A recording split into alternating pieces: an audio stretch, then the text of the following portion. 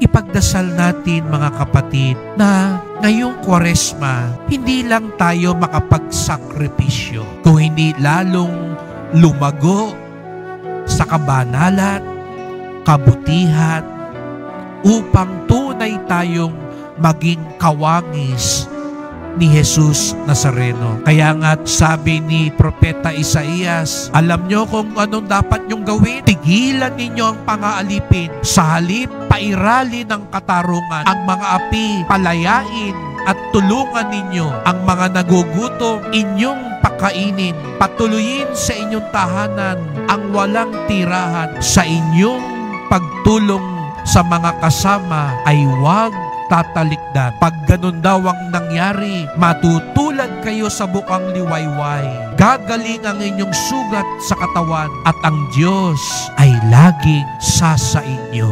Diringgin ko ang inyong dasal, hindi lang dahil marami kayong sakripisyo, kung hindi dahil lumago kayo sa pag-ibig at kabanalan.